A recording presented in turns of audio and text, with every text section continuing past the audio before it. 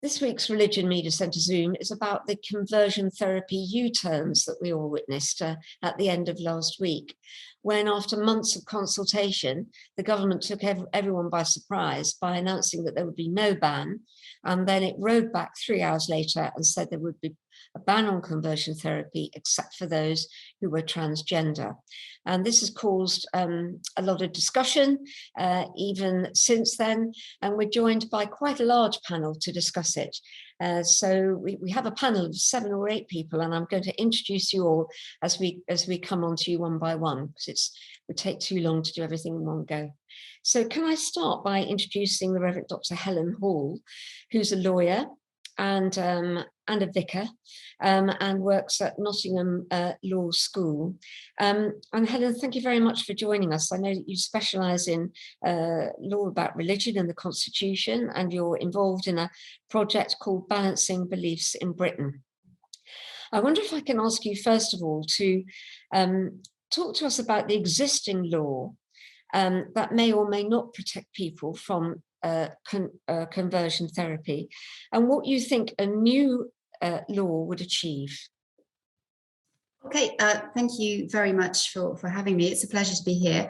At present, there is no specific law, either criminal or civil, which deals in broad general terms with conversion practices, which means that there is nothing to stop anybody choosing to try to offer or encourage people to accept an offer from a third party of a practice intended to change or suppress either their sexuality or their gender identity. There's a plethora of academic evidence that this is extremely harmful to individuals, that it can have long-term negative consequences. Now, there are various ways in which the present law may deal with a situation in which somebody is actually harmed, or if they're a minor, if they're at risk of serious potential harm. But that leaves an awful lot of situations uncovered. It's difficult sometimes to establish that harm has happened. And in any case, we don't want people to be harmed and seeking redress. We want people to be protected in the first place. So for all of these reasons, some targeted, well-designed legislation to prevent vulnerable people who are at the present time being exposed to these kinds of practices and suffering negative consequences, sometimes very seriously for the rest of their life, sometimes even for shortening their life, is something which is needed if the legal system is going to address what is happening. I think it's important as well to notice that there are differences between the component nations of the United Kingdom, and that the U-turn actually has implications, and those differences might even be broadened. For instance, Scotland has had and continues to have a very robust line and a commitment to banning conversion therapy in all of its forms. Wales, however, has also announced that if the current situation continues and transsexual people are not included and gender diverse people are not included in any ban, then it would like to take action as a devolved administration. That, however, is more complicated than is the case in Scotland, because it involves criminal law. And unlike Scotland, criminal law is not, generally speaking, devolved in the same way in Wales. So there is a slight query, well, not a slight, there is a significant query about how that would work going forward. And the Welsh government is in dialogue with Westminster about how it can make that happen within the scope of its powers. Thank you. Thanks very much for setting that out at the beginning. I'm sure we'll come back to you a bit later on in the discussion. Jayne Ozanne, can I turn to you next? You're an evangelical, a well-known LGBT campaigner, and you have been campaigning on conversion therapy. I wonder if I could ask you, first of all, your response when the word came out from Downing Street last week that, or it was leaked actually, wasn't it, to Paul Brand from ITV, that the government was not minded to introduce a ban on conversion therapy. Were you surprised after all the discussions that you had had? Thanks, Ruth, and thanks for having me here. Yes, I was appalled. I must admit, if people have seen perhaps my reaction on ITV when Paul Brand showed me the document, I actually thought it was an April Fool to begin with, because I truly couldn't believe that the government would go back, or the Prime Minister would go back on his word and against all the advice he's been given from the international community, from the UN independent experts, from all the research that's been done across the world now, including here in the UK, and his own government research, along with the vast majority of his medical professions and indeed many religious leaders now. As people will remember, the Church of England have called on the government to ban conversion therapy, as has the Methodist Church, the Quakers, the Hindu Council, the Buddhist main council. And what we're seeing is I think a great awakening in the British public to the understanding of the abuse that so many LGBT people have gone through, primarily, sadly, in religious settings. And that's what the research will point to, that the primary form in the UK is in a religious setting, and often with children under 18s or young adults. Can I just ask you what you feel led to that change, that you were expecting the government to introduce a ban and then it said there would be no ban? I mean, you've been speaking to government officials and ministers and MPs behind the scenes. What led to that? I think there is a desire to cut back on the legislative agenda. It's a heavy legislative agenda they've committed to. And I think there was a relatively naive belief that this would be contentious. There's been, obviously, as we're about to hear, strong feelings across various groups about whether there should be a ban and what form it should take. But when it became clear that it was more contentious to withdraw the ban than to actually go ahead with that legislation, that's when we saw the partial U-turn. There is also, and it's quite well documented now, quite a strong gender critical lobby group active within Number 10 and amongst some of the key advisors. And that, sadly, is why we appear to be having only a partial ban, which those of us in the LGBT community know leave the most vulnerable open to the most horrific abuse. And we need to see a full ban. No other major Western country has split out LGB from T in this way, and all know that there is an urgency to protect young people. But I think it was a naivety on the fact that they thought it would just be accepted. Thank you. I just want to bring in Tim Wyatt now. Tim is a freelance journalist who writes for us at the Religion Media Centre, amongst other publications.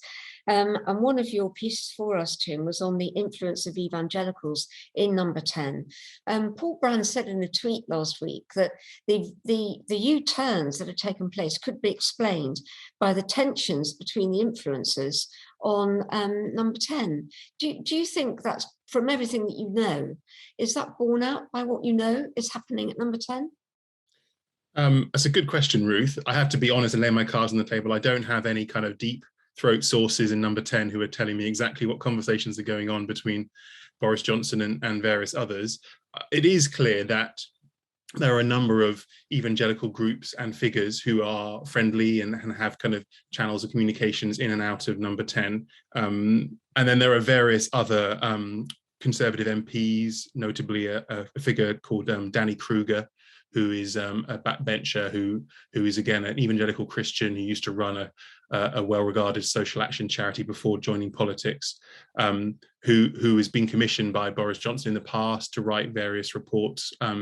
So it's clear that while, I think most people accept that Boris Johnson himself is not a man of any great faith, and certainly wouldn't call himself an evangelical Christian, there's certainly a nexus of evangelicals who are on speaking terms, on friendly terms with key figures in Number 10. Another area is around the Centre for Social Justice, which is a policy think tank set up by Ian Duncan Smith, not explicitly Christian, but very influenced by people of faith, and in particular Christian Guy, its former director, has worked in Number 10 in the past. And when I was doing the research for this piece a few years ago, it was clear that while there might have been a lot of hostility or talking against each other between faith groups, particularly evangelical Christians under the kind of New Labour years, interestingly, ever since the kind of coalition days and to the present, there's been a much more constructive working relationship. And so some of the groups who have been lobbying against a conversion ban, including some people like the Evangelical Alliance, they have pre-existing relationships working from other issues, maybe anti-poverty issues or other campaigns where they have been working with government. And so what was interesting, what came out of the research was there's a much more fruitful, open, collaborative, integrated relationship than you might expect. There's not the same antipathy. Now, I'm not saying that in any kind of sinister sense. It's not that there's a kind of cabal of secret Christians pulling the strings behind the scenes, but we have to acknowledge that relationships between evangelicals, that they have channels of communication in and out of Westminster, more so perhaps than in the recent past. Thank you. Matthew, it's a good point to bring you in. The Rev Dr Matthew Roberts, Minister of Trinity Church, York, Presbyterian, evangelical. And Matthew, you were behind a letter written by 2,500 Christian ministers and workers to the government, urging them not to ban conversion therapy. It was interesting to hear what Tim was saying about the routes into the people who make the decisions in number 10. Did you feel that you were on an inside track when you were writing that letter? Did they ask to meet you? Have you had meetings with them? What happened? Thank you. I'll happily answer that, but I do just need to correct something that you just said. We didn't in our letter ask the government not to ban conversion therapy. I think it's very important to say this, that the concept of conversion therapy is not something that we defend. I think it has been presented as if there's this kind of awful practice going on in evangelical churches, like something out of the Ipcris files, where we strap people into chairs and use electrodes and things, which I think is a scurrilous and entirely unjustified way of assaulting what is normal Christian practice. So I'll come back to that in a little bit. We have no interest at all in defending anything that is conversion and that is therapy. And particularly anything that is coercive. And what's more, the idea of a cure for homosexuality is not a Christian one anyway. That was a secular 19th century idea, which is not something that we try and defend. So. I think it would be helpful if Jayne didn't put comments on over my words so I can speak without being interrupted. That would be helpful. So back to the other thing. Did we feel we had an inside track? No, absolutely not. I think actually it's very, very hard as evangelicals to get our voice heard at all by anyone. No, that certainly isn't the case. I've heard some of the names that Tim said. I certainly don't know any of them personally, and no, there's no inside track. We felt there was an important point to make, which is why we wrote the letter. But the reason that we did it was because we were aware that it's very, very hard to be listened to when you're saying something quite different to what the rest of society is saying. Letter writing rather than kind of having meetings with people. Did that surprise you that you had to get your point across in that way? No, that's an interesting question. I don't think we knew any other way of doing it, actually. So the reason we wrote a letter was we felt that maybe we would be noticed when the sheer number of normal Orthodox Christian ministers who were profoundly troubled by what the government was saying, when that became clear. And so that gave us an opportunity to then communicate with government. And it did, yeah, we're very pleased that we've had opportunities to speak to government. We were able to meet with some officials in the Government Equalities Office, and we were pleased to have the opportunity to do that.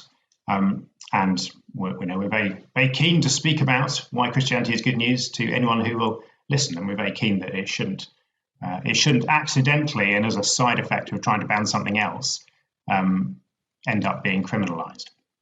So when you talk about criminalising ministers, for example, or church workers who may pray with a young person who has conflicted ideas about their own sexuality, in what way do you imagine that a ban would criminalise you?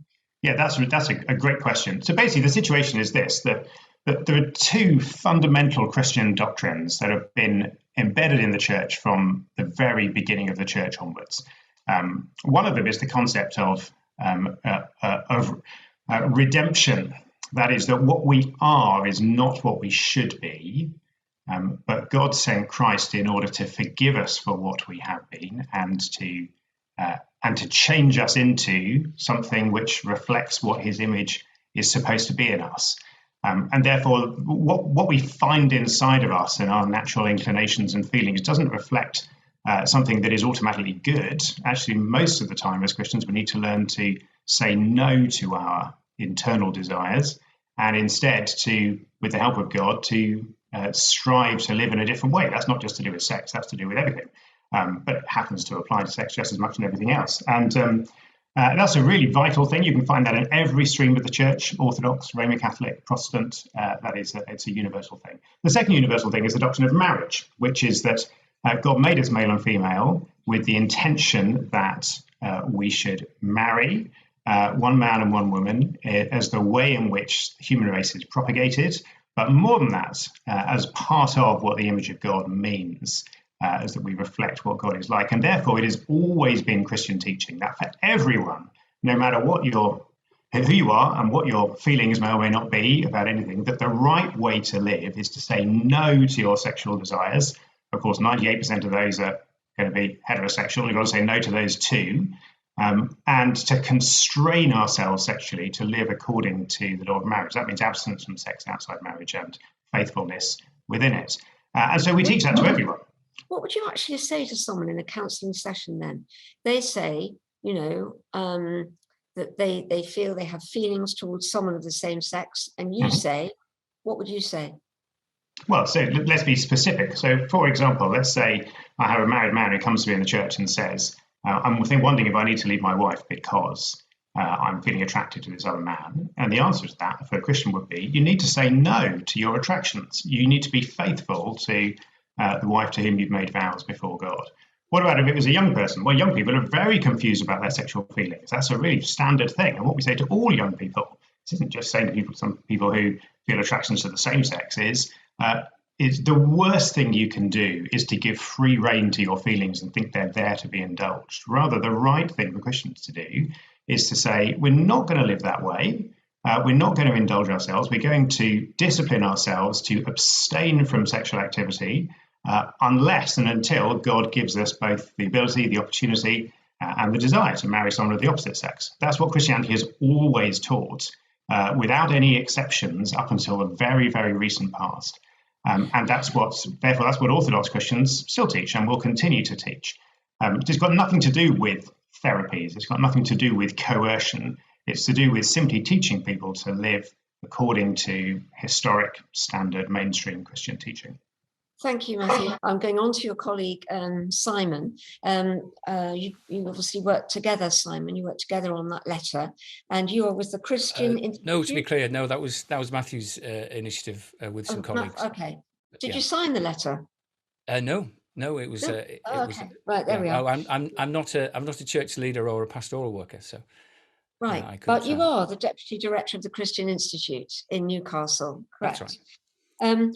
So I'm taking it that you would agree with the points about the Christianity that Matthew Roberts was just describing there.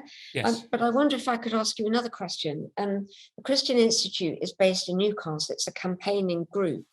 Can you tell me something about your supporters who would come behind a campaign like this? Are they exercised about this issue above all else? Oh, I don't know how to answer that question. I mean, they're concerned about lots of things. And, we campaigned on lots of issues. Some of them are popular and some of them are unpopular. When we campaign on free speech, as we've done many times, we can find common cause and work with Peter Tatchell and the National Secular Society because, we're all on the same side when it comes to freedom of speech. When it comes to issues like improving and expanding the law on abuse of trust to protect young people from exploitation, that's something that, the NSPCC very much took the lead in the later years on that, but that's an issue that, we campaigned on for a couple of decades. So, our supporters are concerned about lots of issues, but they are concerned about this because what is at stake, as Matthew has said, is the ordinary work of churches. We're not interested in defending coercion and abuse. And, there's some common ground here, of course there is, between all of us. which is that if anybody is experiencing or has experienced physical abuse or verbal abuse, then that's against the law, and they can and they should report that to the police, and the police can and should take action. But the issue really is, I'm afraid to say that for some people, the word abuse is being weaponized. It's been twisted out of all recognition. And so the orthodox Christian teaching that Matthew's just described, that may not be fashionable, but it's not abuse. And you can't outlaw it. The European Convention on Human Rights guarantees our ability to hold and express those beliefs. But what you will hear is that there are some people who try to characterize that teaching and explaining the Christian faith to individuals. They try to characterize it as abuse, and they want to outlaw it. And we took advice from a leading QC, Jason Koppel. He's not an evangelical. We just asked him to look at some of the things that go on in ordinary churches. We talked to him about evangelism and people sharing the faith with people who happen to be gay. We talked about removal of church membership from people, which is, for rejecting the church's teaching, which is a common thing. We talked about baptism and confirmation. And we asked him to look at the Victoria law banning conversion therapy, Victoria in Australia. And we also asked him to look at the definition that Jayne Ozanne's ban conversion therapy campaign has advocated for. And we asked him two questions. Would these ordinary, innocent, everyday church activities be caught up in a conversion therapy ban in the UK if we worded it along those lines? And he said yes. And then we said, and what would that mean as far as human rights is concerned? And he said, well, that would put the UK in breach of its obligations under the European Convention on Human Rights. And if I may just make one more point, if you look at Victoria, that law has only just come into force, so we haven't seen any cases yet. But if you look at the guidance, the official state guidance issued describing what that law outlaws, it says some pretty shocking things. It says not affirming someone's gender identity is unlawful conversion therapy in Victoria. It says parents not consenting to their children receiving puberty blockers is unlawful conversion therapy in the state of Victoria. And it says churches withdrawing membership from people who reject their teachings on sexual ethics. It says that is unlawful conversion therapy in the state of Victoria. And activists here like Jayne Ozanne and others, they say that Victoria is the gold standard, the model that the UK should follow. I think that if most people understood that that's what they were doing in Victoria, they will be a lot more concerned, not about whether we have a ban on conversion therapy, but how that ban on conversion therapy is worded.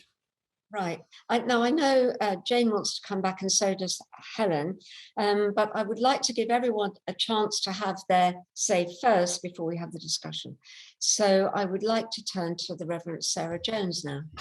And Sarah joins us from Cardiff. You were the first person to be ordained by the Church of England, having made a gender change.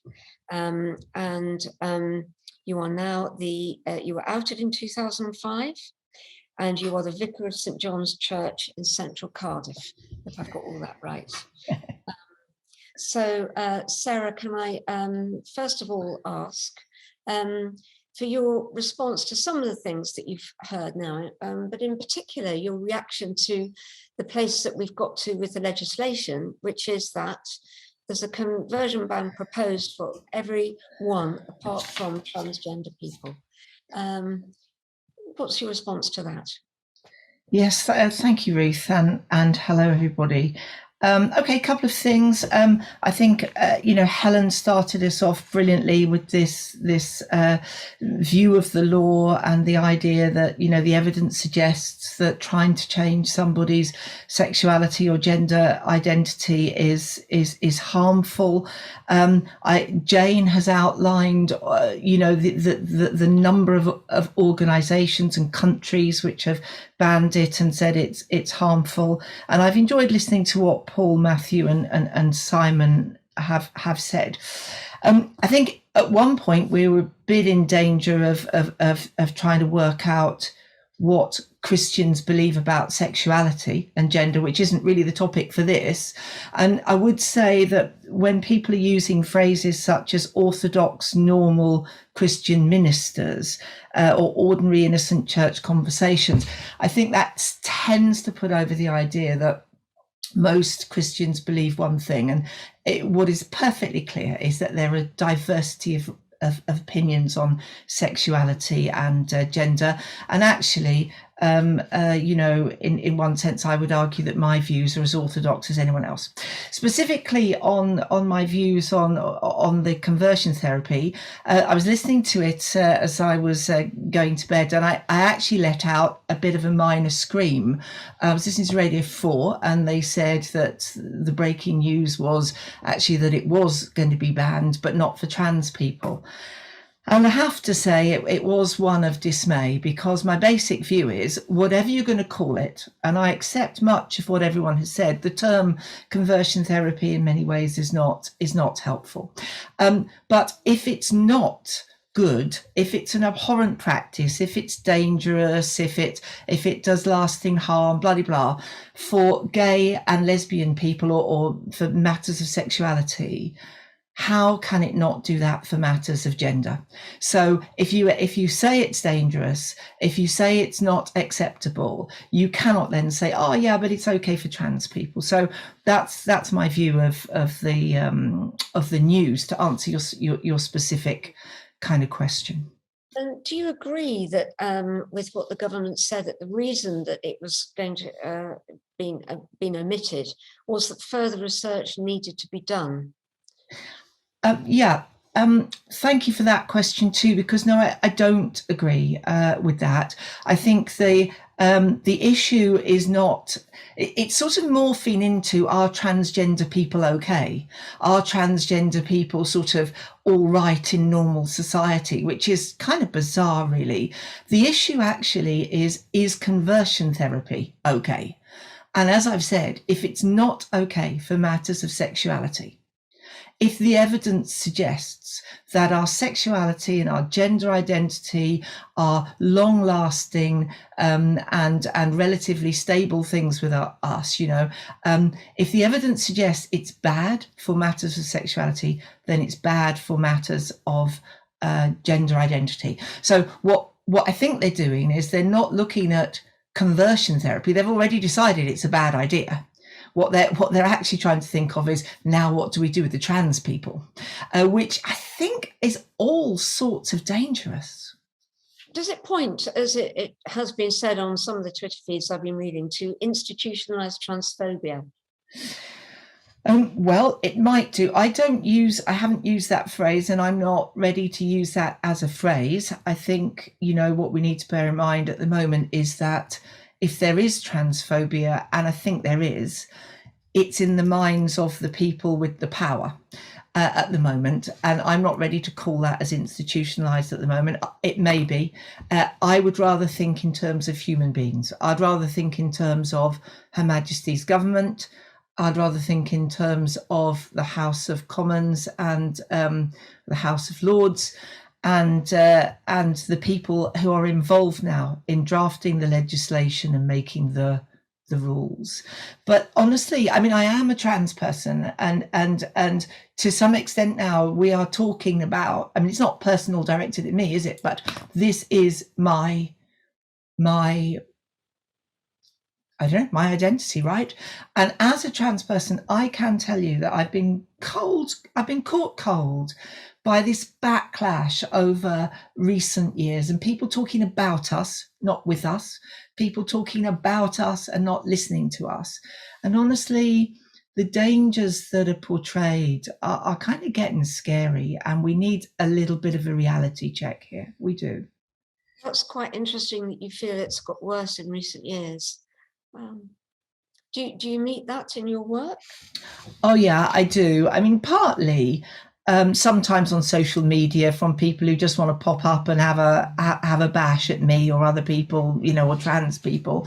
Partly, it's actually, there's an awful lot of good, lovely, super, terrific people who are worried about trans people now. You know, I see on social media some posts from, you know, lovely grannies and lovely sisters and good dads who have suddenly caught this idea that trans people are sort of dangerous, and are we safe to be around normal, ordinary people, these sorts of words. And actually, I don't blame them. I don't blame them at all. I think they're buying, if you pardon the phrase, a straw man. I think they're scared by some of the things that people have said. And who wouldn't worry about your daughter? Who wouldn't worry about your lovely mum? I get it. But there's a kind of contagion going on here which isn't rooted in fact. And then I think there are some people who just actually have, let's call it an ideology. I'm not a great fan of the words, but have a viewpoint, let's say, that trans people somehow are damaging women's interests, and they are pushing that. So yeah, no, it's definitely, I mean, I made my gender change 30 years ago, over 30 years ago. When I made my change, it was simply a way of me living in the world. And before I made my change, people were confused by me. They were treating me as a guy, and I was trying to be a guy, and I wasn't one. And it was all very odd. And I'll tell you this, within about 2 weeks of me making my gender change, once I'd calmed down and stopped being all sort of nervous, you know, the world settled down, and it's better for other people as well as me. So it was a personal decision. And I think for most trans people, it's a personal decision that we don't make on the spur in the moment. It takes years and years. How do you tell your mother? How do you rock up to work and say, oh, listen, by the way, nobody really makes this change quickly. So it was a personal thing. And somehow now we've been accused of making it into an ideology or a political movement. It isn't. It's just people who for some reason grow up not being the sex or the gender that they were assigned at birth. And before I finish, just think about how you get that on your birth certificate. As soon as you're born, somebody looks at your genitalia and says, that's a boy, that's a girl. All the biologists will know that that works for 99.something% of people very well, which is why we do it. But the biologists will know it doesn't work for that other percentage. I'm one of those, and my trans siblings, let's say, are those. And so I think we're just oversimplifying things and creating a problem where, for the most part, there isn't. Thank you, Sarah. There is an opportunity on this Zoom for people to ask questions, so put them in the chat box too. We have two other guests though to add. The Rev Jarel Robinson-Brown, thank you very much for joining us, Jarel. And you're the Vice Chair of OneBodyOneFaith, which used to be the Lesbian and Gay Christian Movement, but then changed its name. And I wonder, as you've been listening to Sarah, reflecting on what others have said, can I just ask you the same question? What's your response to where the government's got to with this, with a ban on conversion therapy to all except transgender people? Well, I think the first thing to say is that it's deeply disappointing. And the first message I would want to get across is that trans rights are human rights, and all LGBT plus people are made in the image and likeness of God. And for me, that's not up for debate or question. I think also there's something deeply kind of mendacious and dishonest about the way conservative Christians often frame this conversation. And I find that also quite a challenge in terms of the sense that in some ways conservative Christians are being persecuted or kind of held back or restricted because we are looking for a government which says that you do not have the right actually to cause harm and abuse to people in the name of God or in the name of the church. That's not persecution. And I think there's something really problematic about that in a context, in a world where Christians are being genuinely persecuted for their faith. This is not one of those contexts.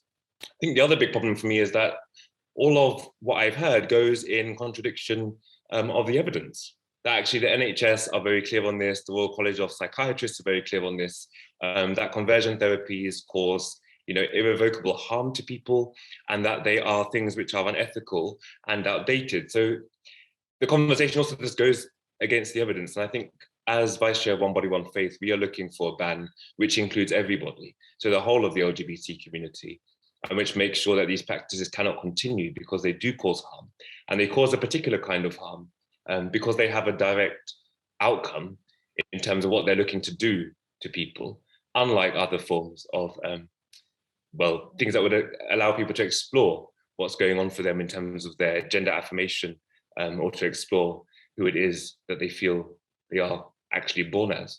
And what's going to be the nature of your campaign then in the immediate future? We have been told that this proposal is going to come up in the Queen's speech in May. What will you be doing? Will you be talking to MPs about amendments? What's you going to do? I think we have to continue doing what we have been doing. So that will involve everything from petitions to protests, to still providing the pastoral care that we do provide to people who have experienced this harm. And, let's not forget that these are real people, and actually many of us deal with those people who have suffered this harm. So actually, as well as the protesting and the petitioning, there's the genuine pastoral care that's needed of helping people to access the kind of therapies that will help them to heal from the abuse that they've experienced through conversion therapy. So there's a real pastoral side to all of this, about real people and real situations. This is not just about our own theological convictions. And something that Katie Cannon said, which I find completely fits this conversation, is that when entitlement is the norm, equality feels like defeat. And I think some of this is what we're hearing in this conversation, is pushback to what is really about justice, about safeguarding, and about the well-being of the most vulnerable. Thank you, Jarel. And Ruth Wilde, National Co-ordinator for Inclusive Church. And you're, we're like an umbrella organisation. You campaign on loads of issues, including this. Just the same question again, your response to where we are, the ban on conversion therapy for all except transgender. Sure, yes, and so we're an intersectional organisation that works on inclusion across not just LGBT, but disability and mental health and ethnicity and all sorts. So, I mean, that gives us a kind of insight into the way that that all exclusion is the same exclusion. And so when you talk about LGBT rights, there's a reason there's a T in there. We don't just do things for LGBT people. We have to remember that trans people and non-binary people and everyone in that trans umbrella are our siblings, and actually gender and sexuality are inextricably linked. And I think actually a lot of LGBT people still don't kind of accept that, and we need to accept that that is true, and that we're all queer, if you're comfortable with that word. We're all in that queer umbrella. So I think it's extremely, like Jarel said, it's extremely disappointing that the government and that other whoever's been advising the government they don't realise that this is all one and the same thing. And that we should be treating it intersectionally, and that if some people have, like was said before, if some people, I think it was Sarah that said, if it's wrong for some people, it's wrong for everybody. It's not just wrong for LGBT people to go through these, sometimes years and years. I know somebody that went through 20 years of conversion therapy stuff in churches, and came out and had to have an enormous amount of ordinary therapy to actually get better from this horrendous abuse. And I'm sorry, it is abuse, and I'm not going to kind of tiptoe around the fact that that's the word. In fact, I would call some churches sects and cults as well, because my wife hasn't been through conversion therapy as a child, but she was in a church that was like a cult, and she has had to have enormous amounts of therapy to get better from all of the things that she had to go through with that church. And I can tell you, if you are interested, why they resemble cults, but I won't go into that right now unless you ask me. But they do, and like somebody said, that Christians are not monochrome. When we don't all believe the same things, there's not an orthodox Christianity and a kind of rebellious Christianity. There is ongoing revelation, and that's actually scriptural. That's in John's Gospel specifically, particularly, and across the Bible, that there is ongoing revelation through the Holy Spirit. And so it's not a question of some people holding to truth and some people not. Thank you, Ruth. Now, loads of people want to come back in, and there's some questions in the chat box. So Simon first, then Helen, then Jayne. Thanks. Yeah, I mean, these kind of theological debates, I mean, there are some things we can absolutely agree on, which is that all people are made in the image of God and have inherent dignity and are precious and to be loved for that reason. But then, these other theological debates are things we disagree on. I obviously think Matthew, I think it's unanswerable that what Matthew set out as the historic Orthodox position of the church. But that's not the question. That's not the question. The question is, what are you going to criminalize? Do you want to criminalize people who do hold and express these traditional Christian beliefs about sex and sexuality? I go back again to the state of Victoria. Do those calling for this ban want that ban to go as far as Victoria? Do they want that ban to include churches that withdraw membership from people who reject their teaching on sexual ethics? Do they want that ban to make it illegal for people not to affirm people's gender identity? Right. So all these theological debates are very interesting, but at the end of the day, Parliament is going to pass a bill. It will become an act. It will be a criminal offence. And the real question is not what do you agree or disagree with, but what do you want to make criminal? Right. Thank you, Simon. Can I go to Jayne actually first and then you, Helen? Sorry. I think the fact that Matthew talked about weaponizing abuse shows, sadly, the reality that very few, in fact, I don't know any conservative evangelicals who hold that view, recognize the depth of harm and the levels of attempted suicide and a suicidal ideation and self-harm that the medical professions, let alone all the research that we and others have done, and the government's own research has shown, causes. And it's that refusal, constant refusal, to engage with the harm, which has got us into this problem in the first place. And if people read the letter, and which I've put in the chat, you can read it for yourselves.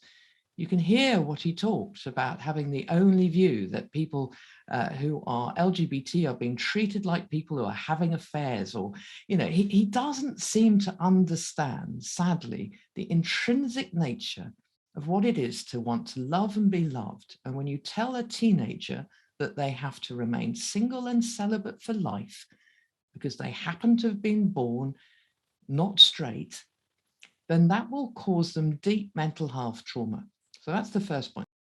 The legal definition, there is a Cooper report, Helen may well talk about it, that has brought together all the major international human rights lawyers, chaired by Baroness Helena Kennedy, that clearly says how we go about banning practices. Now, the Evangelical Alliance and others have been very naughty because we have constantly said this is not about banning preaching or expressing a belief. You can't do that. And we have been constantly clear that that is not what this legislation will cover. But because they haven't got a leg to stand on, they keep saying that's what's going to happen, which is not in the ban. It's clear in the document, and it's clear in every discussion that we've had. But finally, on trans, the government did not engage its own special envoy, its own civil service, its own advisors. It took advice purely from number 10 advisors who have a gender critical bias. And that is clear in the statement that's come out. And that is why I have called them institutionally transphobic, because they have not engaged with the facts, the science, or their own advisors. Thank you, Jayne. Helen Hall. I agree with a lot of what a lot of people have said. I think the most useful thing I can speak to, though, is the law, which was what I particularly wanted to talk about. It's been a that it is not possible in terms of the European Convention on Human Rights to enact the prohibition. And I think it's important to say there are distinctions between what is legally controversial and what is legally absolutely clear. And no lawyer could possibly deny that Article 9, which is the right that protects freedom of religion and belief, is not an absolute right. There is no controversy at all that it is perfectly permissible to limit people's Article 9 rights where it is justified, and the way you're limiting it is proportionate to the need. So that's a matter of absolute legal clarity. In terms of whether the proposed ban would have violated Article 9, I am strongly of the view, as are the other lawyers who worked on the Cooper report, including various QCs, academic experts in the field, that not only what only is being proposed is compliant with Article 9, because it is a proportionate limitation on rights for a good reason. Rights have to be balanced against other conflicting needs and rights in society.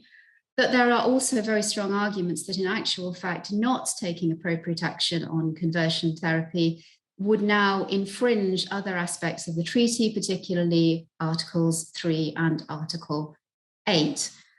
So there are certainly very strong treaty arguments going the other way. I'd also like to make a point about when we're talking about coercion in a legal sense and limiting people's autonomy. When it comes to coercion, that for good reasons across the board in law covers an awful lot more than simply physically forcing someone to do something. There is individual emotional coercion and pressure which people can experience. And the law also, in lots of contexts, recognizes that there can be a societal systemic imbalance of power, which means that we don't accept somebody's apparent consent as real consent, because there's good evidence that that individual consent might be coerced. And even if theoretically there might be a tiny number of people who could give valid consent, there are far more people whose consent would not be informed and it would not be truly free. So, for instance, this is why we have a blanket ban. People under 16 cannot consent to sexual activity. It's why even adults cannot consent to actual bodily harm or more serious injury outside of certain contexts. So there is nothing unusual from a legal perspective about saying there are good reasons why we don't treat apparent consent as real, genuine consent that's going to be recognized by the legal system, even though nobody is being necessarily physically threatened, or even necessarily you can point to a particular person who is doing the coercing. And I think the final point I'd like to make is what the law is seeking, or what the ban is seeking to make unlawful, relates to practices which are harmful. And if a practice is sufficiently harmful that it is justified, that it is legally prohibited, then the motivation for that practice isn't relevant. The point is there is an absolute need to protect people from this harm, and your motivation for inflicting the harm is a secondary thing, and emotive language around the motivation is not helpful. Thanks, Helen. Sarah, you've got your hand up. Thank you very much. And I mean, building on from what Helen and Jayne have said, I think one of the things where maybe we're talking at cross purposes is that the sorts of pastoral encounters which Simon and Matthew have described, and to be clear, it's not about Simon and Matthew. I'm talking about churches who feel sort of threatened by the banning of conversion therapy. The sorts of pastoral encounters which they're imagining are very different pastoral encounters from what I'm imagining and what I have seen and what people say to me. When we listen to, let's call them survivors, people who have been through, what the pastor might think of as a bit of discipling, or a chat about the proper Christian view about your sexuality or your gender, what the pastor thinks is a nice, ordinary chat to do with your Christian life is not experienced that way by the person to whom it is being done. And the things that I deal with just in my normal pastoral life are people who have grown up in churches where sometimes sexuality and identity have been preached against, in the sense of there is no alternative but to be heterosexual, or what we might call cisgendered. There's no alternative. Sometimes they've been brought up in churches which have never actually explicitly talked about, gay people being sinful or transgender people going against God's will, but still it's clearly understood that the way you have to be is straight, and your gender has to be in alignment with what was a very rough, quick look at your genitalia when you were first born. I know we're finishing at the top of the hour. We might go over a little bit, I'm afraid, because we do have a couple of questions. Alex Strongways Booth, if you're there. I wonder if you could ask your question. Yep, it's a very, very difficult subject to engage with. As for our listeners, so I'm always thinking about how can I tell this to our Heartland audience. What do the government's reason is what I thought it would be. Thank you, Jayne, for putting it up. It's saying in that little thing that Jayne sent me that if you're a parent and you are having to go through this with your child, where your child is identifying as a different gender, and you have a problem with that and you're struggling with that, are you going to be at risk of being criminalised for questioning it? Is that so? It's kind of like, is it a bit of a different? Do you see what I mean? So anyway, what do you think of the government's reason? Because I think people might think, well, yes, that is the case. Like, parents might be criminalised. Am I making sense? I'll be brief. Having been through the system, I would say that when you look at the gender identity clinics, part of their remit is to explore carefully about people's sense of gender identity and their images of what a man is or a woman is or what it is they're striving for. And actually, totally, it's really important to do that. No one is seriously going to criminalize an honest, decent, professional 360-degree investigation to connect with the person. That is not what this is about. I think this is about saying if someone has an a priori idea that the only way to be is straight or the only way to be is cisgendered, then that is not any kind of discussion or any kind of therapy. So I think honest, professional, proper getting of the facts and exploring concepts. And when I made my gender change, I went to counselling. And my instruction to my counsellor at the start was, I want to keep this in the box. I didn't want to change my gender. And it was not conversion therapy, because she did not have a view which said, well, if you do anything, it's going to be wrong. And then I changed the instruction when I was good and ready. So there's a world of difference between proper counselling and medical assessments and stuff, and talking to someone who actually has a cast iron view about what God would think or what God wouldn't think, or possibly even if you're going to not get into heaven. I mean, these are big issues. Well, if I may, I mean, obviously on this panel, I'm now the only person left who with a contrary view. So I think I should probably take an opportunity just to make another couple of points, and grateful for the chance to do so. I think it's interesting that, I mean, firstly, the government's leaked document confirmed what many people have been saying all along, which is that there isn't a strong research base for this. If you're going to make something criminal, you have to be clear what you're going to criminalise. And that brings me to my second point, which is that on this call, nobody who is advocating for a ban is offering any reassurance that the teaching and application of the Christian faith that Matthew and I have been talking about wouldn't be criminal.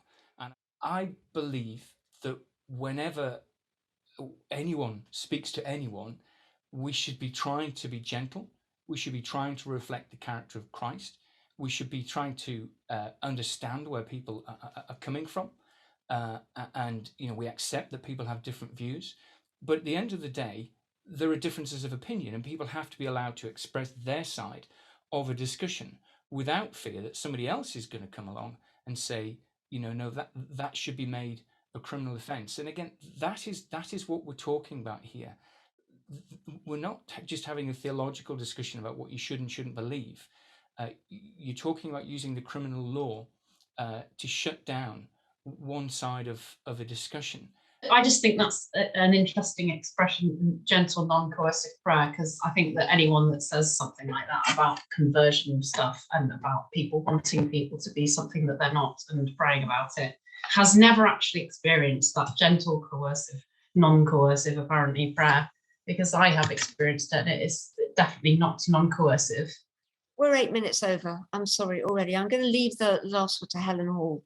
Thank you very much. I mean, I just wanted, I think, to try and clarify this point about non-coercive, and it's not useful to use words perhaps like gentle in this kind of context, because that's very subjective.